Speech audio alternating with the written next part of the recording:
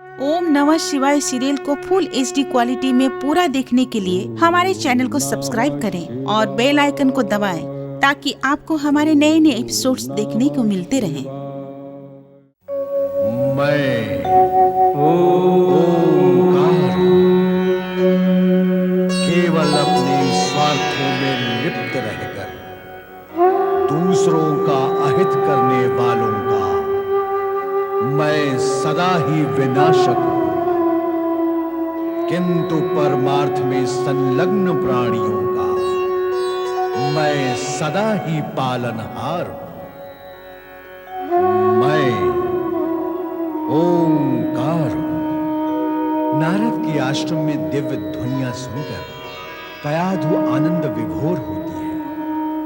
उधर दिति क्रोध में सेनापति दुंदुभि निनाद को प्रताड़ित कर उसका बहिष्कार करती है।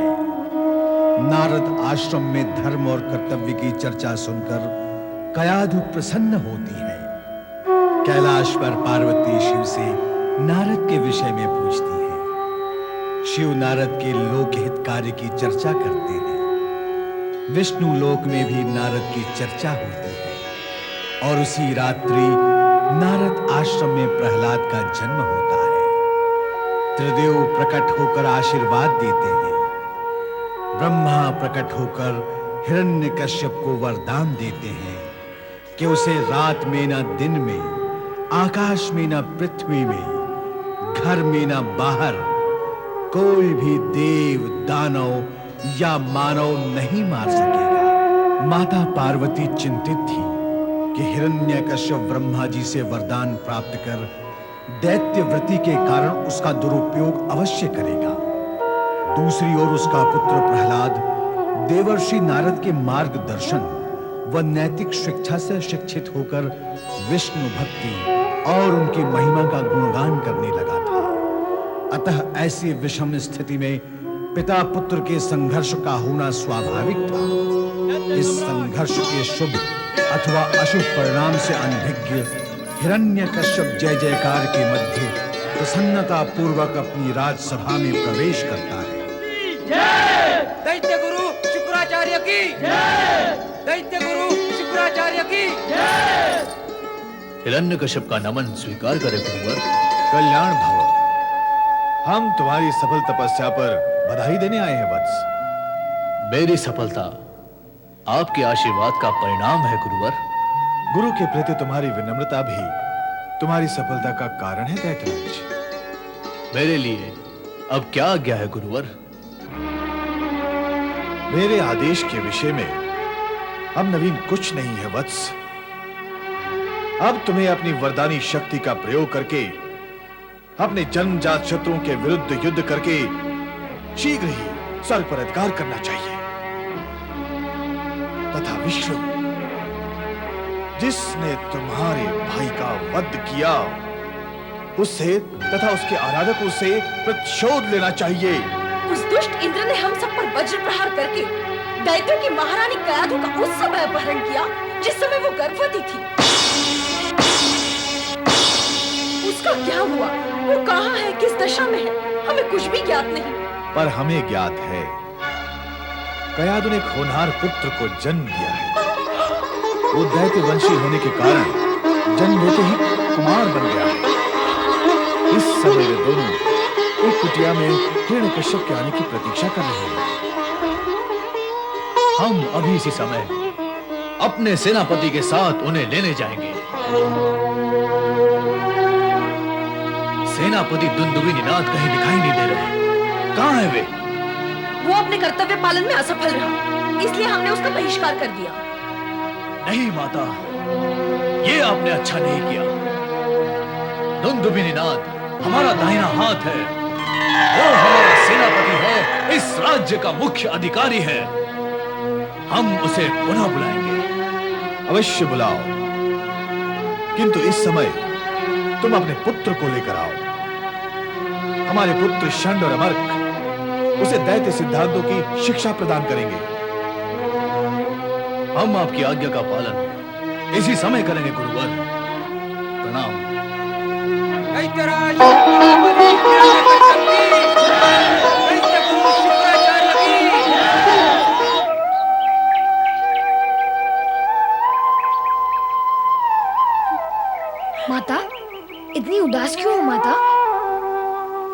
बताऊं पुत्र, देवर्षि नारद ने हम पर उपकार और कृपा करके हमें आश्रय दिया, धर्म का मार्ग बताया, किंतु पति और पतिग्रह के बिना नारी का जीवन अपूर्ण है। यदि तेरे पिता को हमारे विषय में ज्ञान होता तो वे हमें लेने अवश्य यहाँ आते। वे अवश्य आएंगे माता। मेरा मन कह रहा है कि पिताश्री शीघ्र आएंगे और हमें लेकर जाएंगे। महाबली हिरण्यकश्यप की कहाँ है नारद? तेरी वाणी पर सरस्वती है प्रहलाद, तूने कहा और वे आ गए। कहाँ है वो चोटी वाला जिसने हमारी पत्नी को बंदी बनाकर रखा है? हम उसे जड़ मूल से मिटा देंगे, हम उसे। नहीं स्वामी नहीं, ये कुकृत्य देवर्षि नारद का नहीं, उस दुष्ट इंद्र का है। देवर्षि ने तो हमारी उस दुष्ट इंद्र के हाथों से रक्षा करके हमारे यहाँ रहने की सुव्यवस्था की है। देवर्षि ने तो हम पे उपकार किया है स्वामी, दोष तो सारा उस दुष्ट इंद्र का ही है। हमारी प्यारी महारानी कयादु को इंद्र ने अपमानित किया है। हम उसे ऐसा दंड देंगे जो आज तक किसी ने किसी को नहीं दिया है। हम उसके स्वर्ग साम्राज्य को ध्वस्त करके तीनों लोकों में आतंक फैला देंगे। हम रक्त की नदियां बहा देंगे। तुम देखना कयादु, हम इंद्र को कितना भयंकर दंड देंगे। पिताश्री, शत्रुता और प्रतिशोध पहले उन्हीं प्राणियों का नाश करते हैं जिनके मन में दुर्भावना होती है। आप ऐसे अशुभ विचार अपने मन से त्याग दे पिताश्री। ऐसे तुच्छ विचार प्रहलाद के पिता को शोभा नहीं देते। ओम हरि।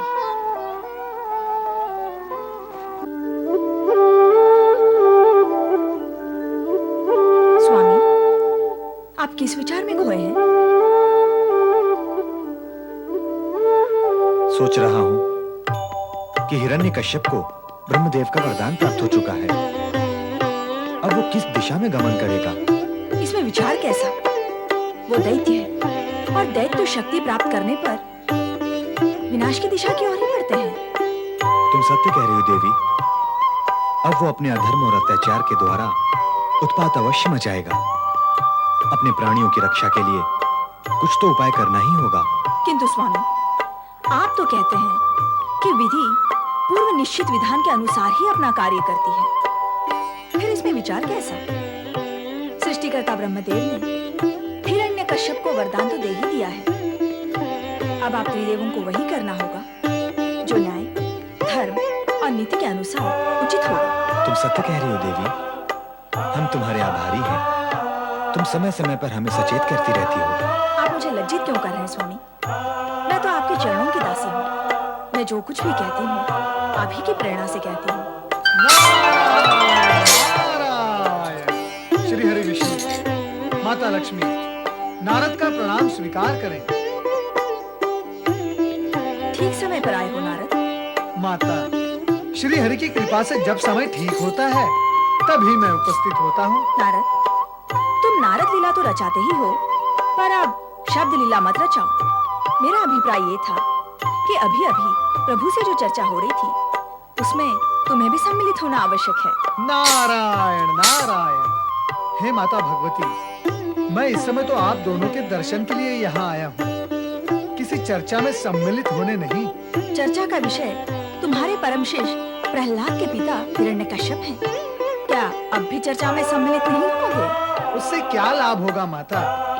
श्री हरि तो वही करेंगे जो पूर्व निर्धारित है, किंतु मैंने दैत्य बालक प्रहलाद को श्री हरि भक्ति के संस्कार पूर्व निर्धारित विधान के अनुसार ही दिए हैं। नारद, अब शीघ्र ही तुम्हारे शिष्य की परीक्षा आरंभ होने वाली है। तुम चाहो तो उसे आवश्यक निर्देश दे देना। उसे भक्ति की शक्ति, धर्म का मर्म और विश्वास की महत्ता अवश्य स्पष्ट कर देना। धन्य है प्रभु, आप धन्य हैं जो आपने करुणा और उदार भाव से स्थिति स्पष्ट कर दी।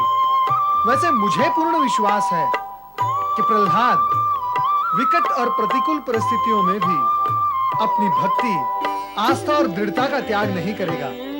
आपके प्रति उसकी भक्ति परीक्षा काल में उसकी रक्षा करेगी। नारायण नारायण। आपके कथन से तो ऐसा आभास होता है कि बालक प्रहलाद पर निकट भविष्य में विपत्तियों का पहाड़ी टूटने वाला हो। नारद के शब्दों से भी कुछ ऐसा ही प्रतीत हुआ। ऐसा क्यों स्वामी? हमारी चिंता करने वाली देवी लक्ष्मी को चिंता करना शोभा नहीं देता।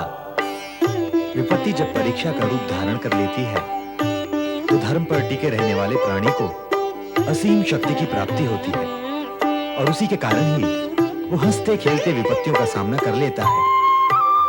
हमारा भक्त प्रहलाद भी ऐसा ही करेगा और जगत के लिए एक आदर्श सिद्ध होगा। महाप्रतापी महाबली दैत्यराज हिरण्यकश्यप की महाप्रतापी महाबली दैत्यराज हिरण्यकश्यप की दैत्य गुरु शुक्राचार्य की दैत्य गुरु शुक्राचार्य की। प्रणाम गुरुवर।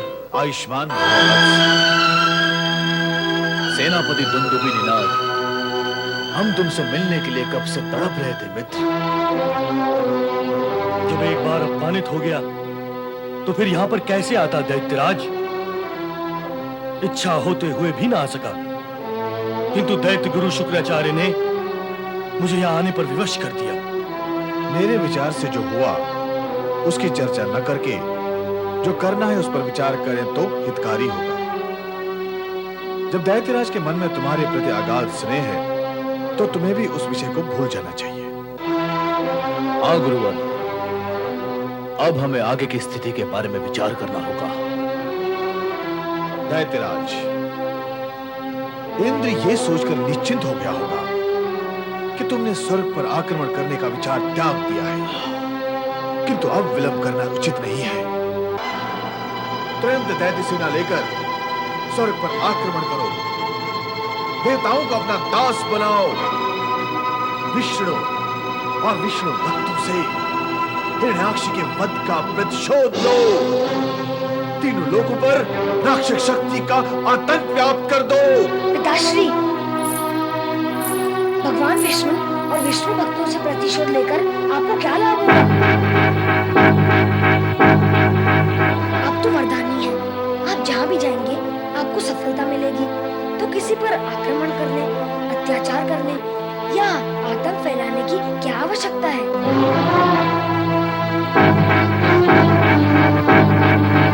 वो तो अपने शिष्यों को सत्मार्ग दिखाते हैं, सत्कर्मों की प्रेरणा देते हैं। तो आपके गुरु विपरीत कार्य क्यों कर रहे हैं पिताश्री? प्रहलाद, दैत्यराज, प्रहलाद दैत्य पुत्र होकर कायरू जैसी बातें क्यों करता है? गुरुवर, आप मेरे पिता और कुल के गुरु हैं, इसीलिए पूज्य एवं आदरणीय हैं। इस कारण मेरा प्रणाम स्वीकार कीजिए। ओम हरि। मेरे प्रणाम का उत्तर नहीं है आपके पास, ना सही मेरे प्रश्न का तो उत्तर आपके पास अवश्य होगा। कृपा कर बताएं, क्या धर्म और न्याय की बातें करना कायरता है? और आतंकवाद व अत्याचार फैलाना किस महात्म्य, किस महाग्रंथ, किस विधान से वीरता, पराक्रम और गौरव पूर्ण है? हे प्रहलाद, तुम मेरे शिष्य के पुत्र हो, अन्यथा तुम्हारे पृष्ठ का मैं ऐसा उत्तर देता कि धरती तो क्या आकाश भी कांप उठता। मुझे तो आश्चर्य है कि इतनी कम आयु में तुम्हें यह वाचालता कहां से प्राप्त हुई है। अवश्य हमारे किसी शत्रु ने तुम्हें उल्टा पाठ पढ़ा दिया है। बताओ, कौन है दैत्य का वह शत्रु जिसने दैत्य पुत्र के मन में कटुता भरकर उल्टा ज्ञान उलट दिया है? ओम हरि। गुरु तो क्रोध न करने व कटुता से दूर रहने की शिक्षा देते हैं, किंतु आप तो क्रोध में कटु शब्दों द्वारा उल्टी ही बात कर रहे हैं। मैं सोचता हूँ कि जब आप मुझ जैसे छोटे बालक को उचित ज्ञान और सही शिक्षा नहीं दे पाए, तो मेरे पिताश्री को ज्ञान और शिक्षा देते हुए न्याय कैसे किया होगा? प्रहलाद, दैत्यराज, इस समय तुम्हारे इस निर्बुद्धि पुत्र का मन भ्रमित हो रहा है। इस समय इस पर किसी शत्रु की माया चढ़कर बोल रही है। इसकी शिक्षा दैत्य परंपरा अनुसार नहीं हुई है। इसे शीघ्र ही दैत्य सिद्धांतों की शिक्षा देकर अनुशासित करना होगा, अन्यथा ये दैत्य कुल के लिए विनाशकारी सिद्ध होगा। आप सत्य कह रहे हैं गुरुवर, इसकी शिक्षा दैत्य विधि से नहीं हुई है। आप इसे इसी समय अपने आश्रम में ले जाकर दैत्योचित शिक्षा देना आरंभ करें।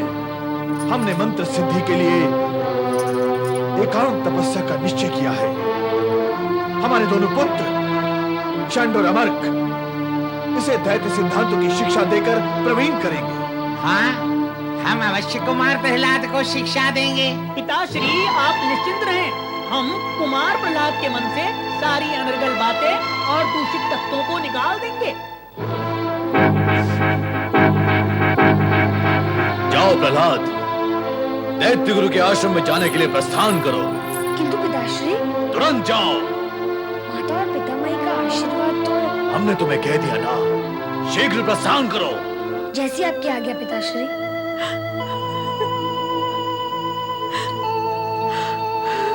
ओम हरि, ओम हरि, ओम हरि, हरि हरि, ओम हरि। दैत्यराज, एक शुभ कार्य तो तुमने कर दिया, अब स्वर्ग पर आक्रमण करने की तैयारियां करो। जब मैंने आपके आदेश पर अपने एकमात्र पुत्र को आपके आश्रम में भेज दिया, तो अब स्वयं आपके आदेश पर स्वर्ग पर आक्रमण करने के लिए शीघ्र ही प्रस्थान करूंगा गुरुवर। सेनापति दुंदुभिनिनाद,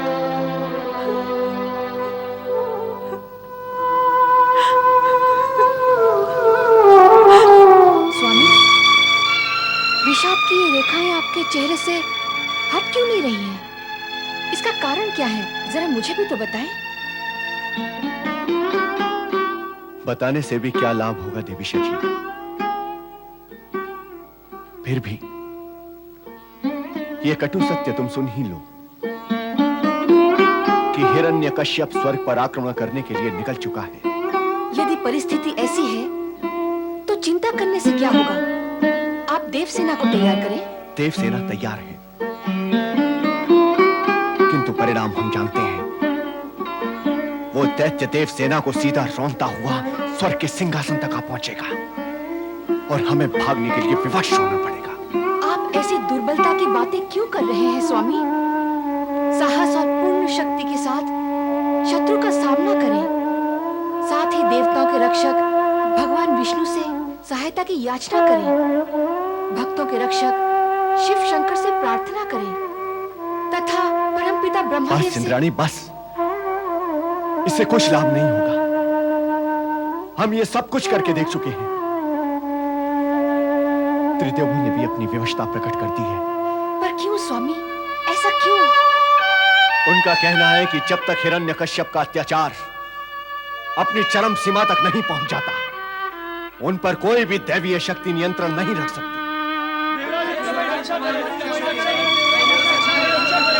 क्या हुआ देवराज? देवराज इंद्र, कैसे से हमारी रक्षा करें? अति निर्दयी है ये दैत्य, अत्यंत निर्दयता से प्रहार करते हैं। महाबली हिरण्यकश्यप की, महाबली हिरण्यकश्यप की। सेनापति,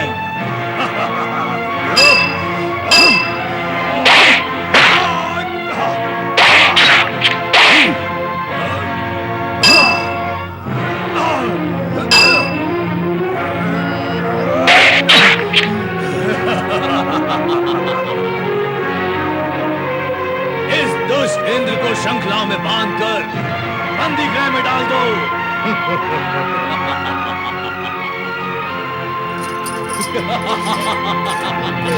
स्वामी, छोड़ दे मुझे, छोड़ दे मुझे। सैनिकों, पकड़ लो इसे।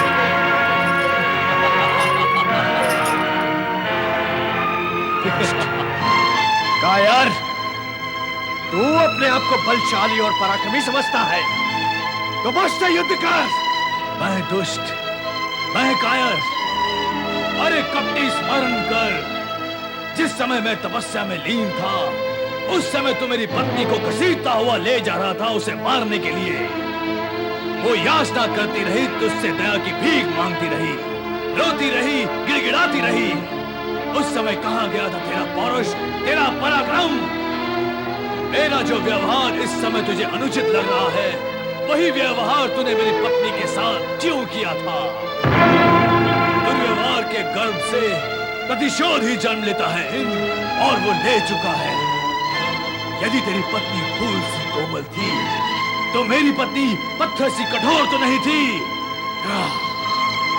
एक तरफ तू था, तू देवताओं का राजा, और दूसरी तरफ एक गर्भवती स्त्री थी। उस समय तेरे हृदय की हीनता, निर्ममता और निर्दयता का रूप ले चुकी थी इंद्र। अब मुझे अवसर मिला है, अब मैं स्वर्ग का स्वामी हूँ। सची मेरी है और तू मेरा बंदी है। दैत्यराज, एक असहाय स्त्री पर किया गया अत्याचार विनाश का कारण बनता है। अरे सुमुखी, ये शिक्षा और ज्ञान तूने अपने इस दुष्ट पति इंद्र को क्यों नहीं दिया? यदि दिया होता तो आज इस दृश्य की रचना ही ना हुई होती। नारायण नारायण। दैत्यराज, आप तो वरदानी वीर हैं। जैसा दूसरा करे वैसा आप भी करें। ये आप जैसे वीर योद्धा को शोभा नहीं देता। क्यों शोभा नहीं देता? इसलिए दैत्यराज कि शत्रु को नीच काम करने के लिए अपने चरित्र से नीचे उतरना पड़ता है, और फिर उसे नीचा दिखाने के लिए आपको स्वयं भी नीचे उतरना होगा। और नीचे उतरने का अर्थ यह होता है कि आप स्वयं भी नीच, तुच्छ और छोटे बन जाते हैं। और फिर छोटे चरित्र वाला भला कहां और कब शोभा पाता है? परंतु हम ये कैसे भूल जाएं कि इस दुष्ट ने हमारी पत्नी पर अत्याचार किए थे। नारायण नारायण। दैत्यराज, शत्रु की छोटी बातें ना भूलना, ये भी तो छोटापन है। भूलने में ही बड़प्पन है दैत्यराज। शत्रु यदि अपकर्म करें और फिर आप भी करें, तो आप में और शत्रु में अंतर ही क्या रह जाता है? इसीलिए कहता हूं दैत्यराज कि निर्बल और निस्सहाय स्त्री पर अत्याचार ना करें। ये आप जैसे योद्धा और वीर दैत्यराज को शोभा नहीं देता। नारद, तुम इस दुष्ट इंद्र से ये पूछो कि इसने एक असहाय स्त्री पर अत्याचार क्यों किए थे। किंतु उस समय दैत्यराज मैंने आपकी पत्नी कयादु की सहायता भी तो की थी, और आज आप देवी शची पर अत्याचार कर रहे हैं। इसीलिए मैं उनकी रक्षा करने के लिए यहाँ उपस्थित हुआ हूँ। मेरी आपसे विनती है कि आप उन्हें मुक्त कर दें। इस चोटी वाले के मधुर वाणी में सम्मोहन है दैत्यराज, लेकिन आप इसके प्रभाव में न रहे। कहीं इसकी बात मानकर आपके प्रतिशोध का विचार न बदल जाए। कहां फंस गए नारद इन दैत्यों के मध्य? ये तो सुनने को तैयार ही नहीं। ये दैत्य मधुर वाणी भले ही ना सुने, किंतु अपनी प्रशंसा अवश्य सुनेंगे। क्या विचार कर रहे हो नारद?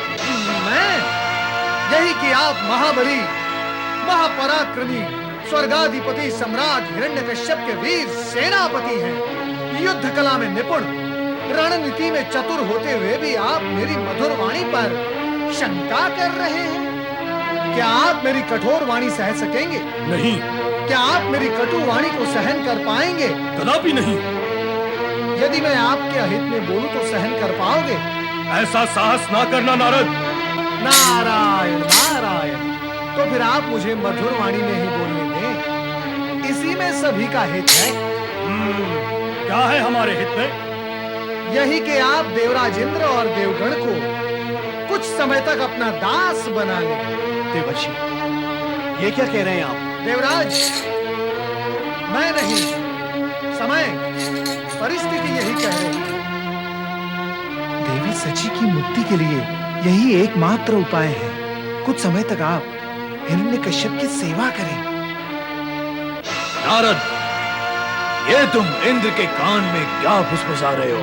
नारायण नारायण। कुछ नहीं दैत्यराज, कुछ नहीं। मैं इन्हें ये कह रहा था कि ये अपनी नाक नीची रखे और आपकी सेवा करे। तो क्या इंद्र हमारी सेवा करेगा? अवश्य करेंगे, अवश्य करेंगे। क्यों नहीं करेंगे?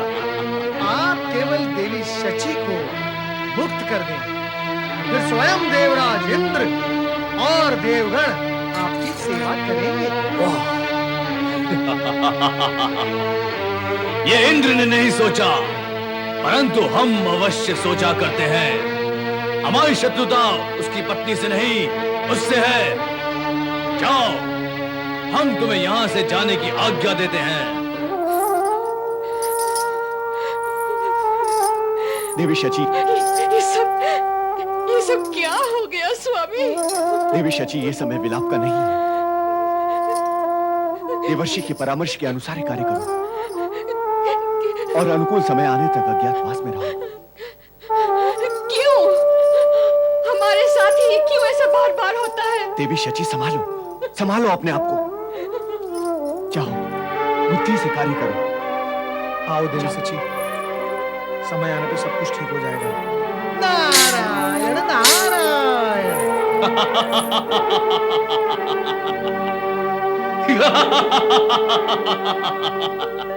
असहाय और विवश इंद्र दैत्य राज्य के सम्मुख ना तो अपने मनोभावों को प्रकट करने की स्थिति में थे और ना ही अपने साहस और शूरवीरता का प्रदर्शन कर सकते थे।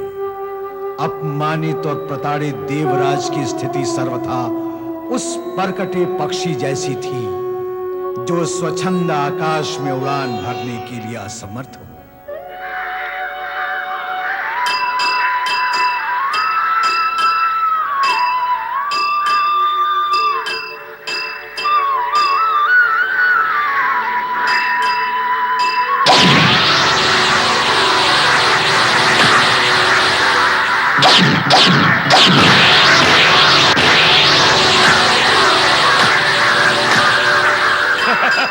धनुर्धारी अंधकासुर की जय। धनुर्धारी अंधकासुर की जय। धनुर्धारी अंधकासुर की जय। अंधा है फिर भी सही लक्ष्य पर जाता है उसका बाण। शब्द भेदी बाण चलाता है ना। हाँ रे, हम तो अपने 2 नेत्रों से भी इतना सही लक्ष्य नहीं ले सकते। ओम ओम हरि हरि। ओम ओम हरि हरि। ओम ओम हरि हरि। कौन आया इधर? हम हैं अंधकासुर, दोनों भाई। हम शंट और ये अमर्क। नहीं नहीं, तुम दोनों नहीं, तुम 3। ये तीसरा मधुरवाणी वाला कौन है? ये तो तुम्हारा छोटा चचेरा भाई प्रहलाद है। मेरा चचेरा भाई प्रहलाद यहाँ? हाँ, हम इसे दैत्य कुल की शिक्षा देने के लिए यहाँ लाए हैं। मेरा प्रिय भाई प्रहलाद। अच्छा हुआ भैया प्रहलाद, तुम यहाँ आ गए। अब यहीं रहकर शिक्षा प्राप्त करना। दैत्य गुरु शुक्राचार्य के इस आश्रम में तुम ऐसे चमत्कारी शस्त्र अस्त्रों की अद्भुत शिक्षा ग्रहण करोगे कि तुम्हारी दैत्य शक्ति देखकर शत्रु भय से थरथर कांपने लगेंगे। भैया अंधक, कौन है हमारे शत्रु और किसे थरथर कंपाना है? और ऐसी शिक्षा व शक्ति का लाभ ही क्या जो निर्दोष प्राणियों को कष्ट पहुंचाए, उनका रक्त बहाए। शिक्षा तो प्राणियों में प्रेम, अहिंसा और सत्य का ज्ञान जगाकर उन्हें समीप लाती है। घृणा, हिंसा और मिथ्या का प्रचार करना शिक्षा का कार्य नहीं है। शिक्षा तोड़ने का नहीं, जोड़ने का कार्य करती है। प्रहलाद, तुम्हारी ऐसी ही विचित्र बातों ने राजसभा में तुम्हारे पिता हिरण्यकश्यप और दैत्य गुरु शुक्राचार्य को क्रोधित कर दिया था। वहाँ तुम्हारी बातें और व्यवहार किसी को अच्छा नहीं लगा था, इसीलिए तुम्हें आश्रम में भेजा गया। और यहाँ आकर भी तुम वैसी बातें करने लगे। यहाँ ऐसी बातें करना वर्जित है, ऐसा करना नहीं प्रहलाद। पता नहीं क्यों तुम्हारे मन में दैत्य विरोधी भावनाओं का विष क्यों भरा हुआ है, किंतु हम तुम्हारे मन से ये सारा का सारा विष निकाल कर रहेंगे। इसीलिए तो हम तुम्हें यहाँ लेकर आए हैं। तुम जिसे विष कहते हो, मैं उसे अमृत कहता हूँ। और तुम्हारे मन में जो भावनाएं हैं, तुम उन्हें अमृत समझते हो, किंतु मैं उन्हें विष कहता हूँ। अब यहाँ आया हूँ तो प्रभु की कृपा से तुम्हारे भीतर के विष को बाहर निकालने का कार्य भी करूँगा। मुझे शिक्षा देने योग्य यदि तुम्हारे पास कुछ अच्छी बातें होंगी तो मैं उन्हें भी अवश्य ग्रहण करूँगा। किंतु करुणा और परोपकार की शिक्षा तो तुम्हें मुझसे ही ग्रहण करनी होगी। प्रहलाद भैया, समझ में नहीं आता, इतनी कम आयु में ऐसी ऐसी बातें तुमने कहां से जान ली? अंतर चेतना और सद्भावना से। क्या क्या बोला तुमने? अंतर चेतना और सद्भावना, क्या होता है ये सब? सारे जगत और जगत के सारे प्राणियों से प्रेम करते हुए उनके हित और उपकार की भावना को सद्भावना कहते हैं। मन में जब सद्भावना होती है तो बड़े सुंदर सुंदर अच्छे अच्छे विचार अपने आप ही मन में आने लगते हैं। भीतर की चेतना जागृत होकर विचित्र ज्ञान देने लगती है। क्या क्या ऐसी चेतना और ज्ञान सभी को मिलता है? नहीं, सभी को नहीं, केवल उनको जो सभी से प्रेम करते हैं और सभी प्राणियों का हित और उपकार करते हैं। पर भैया प्रहलाद, हमने तो दैत्य कुल में जन्म लिया है, यहाँ प्रेम, हित और उपकार जैसी बातें ही नहीं होती। जन्म दैत्य कुल में ले अथवा देव कुल में, उससे क्या अंतर पड़ता है? तन और मन सभी का एक जैसा होता है। मन में अच्छी भावनाएं हो तो दैत्य भी देव बन सकता है, और मन में विकार हो तो देवता भी दैत्य बन सकता है। सारी रचनाएं मन से आरंभ होती है। प्रहलाद यद्यपि आयु में छोटा है, किंतु है चतुर। अपने तर्कों द्वारा अपने से बड़ों को चुप कर सकता है। अब यदि हमने भी शीघ्र ही इसे अपनी चतुराई से दैत्य विद्या में शिक्षित नहीं किया तो पिता शुक्राचार्य के क्रोध का भाजन बनना पड़ेगा। तब तो हमें शीघ्र ही इसे वश में करने का उपाय सोचना होगा। पर उपाय कैसे सोचेंगे? पिता से पूछ भी तो नहीं सकते, वो तो मंत्र सिद्धि के लिए अज्ञातवास गए हुए हैं। तो क्या हुआ? अरे वो जहाँ भी होंगे हम उन्हें ढूंढ लेंगे। तो चलो चलो। हाँ? तुम्हारी बातें सुनकर मन को बहुत अच्छा लगता है भैया प्रहलाद। हाँ, बहुत अच्छा लगता है। हाँ भैया, हमें ऐसी अच्छी बातें सुनाया करो। केवल अच्छी बातें सुनने से कुछ नहीं होता, उनको सुनकर अच्छा आचरण भी करना पड़ता है। वो कैसे हो सकता है? हमें तो कठिन लगता है। प्रभु भक्ति से सब सरल हो जाता है। प्रभु भक्ति? हाँ अंधक भैया, इस जगत में नारायण नाम और नारायण भक्ति से बढ़कर अन्य कुछ भी श्रेष्ठ नहीं है। पर दैत्य तो स्वर्ग के सिंहासन को ही श्रेष्ठ मानते हैं, उसे प्राप्त करके सुख, सुविधा, संपन्नता प्राप्त हो जाती है। सुख, सुविधा और संपन्नता प्राप्त करना जीवन का परम अथवा अंतिम लक्ष्य नहीं है, इसीलिए दैत्य गुरु इसी ओर भागते हैं। वैसे भी अत्याचार और आतंक से प्राप्त किया हुआ वैभव और संपदा अधिक समय तक टिकते नहीं, पर विष्णु भक्ति और कृपा से सुख संपदा संयोजित प्राप्त हो जाती है और स्थायी भी होती है। प्रहलाद तो सरल और सुंदर बातें बता रहा है। हाँ, हमें इसकी बातों को मानना चाहिए। तो बोलो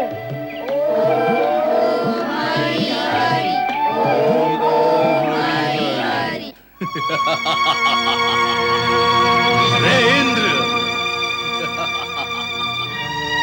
तुम्हें हमारी बातों को तो मानना ही होगा।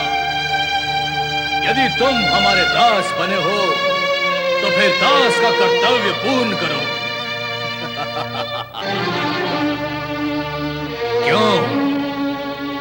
क्यों पीड़ा हो रही है ना मन में? क्या सोच रहे हो? यही कि जिस सिंहासन पर तुम बैठा करते थे, आज हम उस सिंहासन पर बैठे हैं और तुम हमारे सामने हाथ बांधे खड़े हो। ईर्ष्या हो रही है हमें इस सिंहासन पर बैठा देखकर। तो इस ईर्ष्या को मिटाने का केवल एक उपाय है, और वो है मदिरा पान। मदिरा के सेवन से मन की सारी ईर्ष्याएं समाप्त हो जाती हैं इंद्र।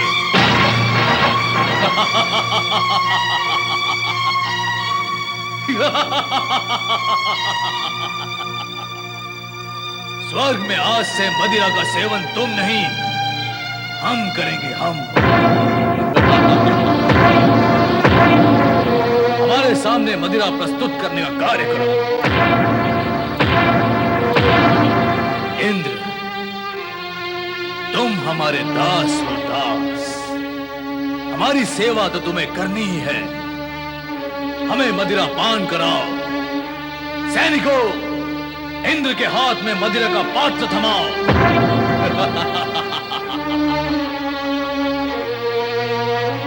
लो।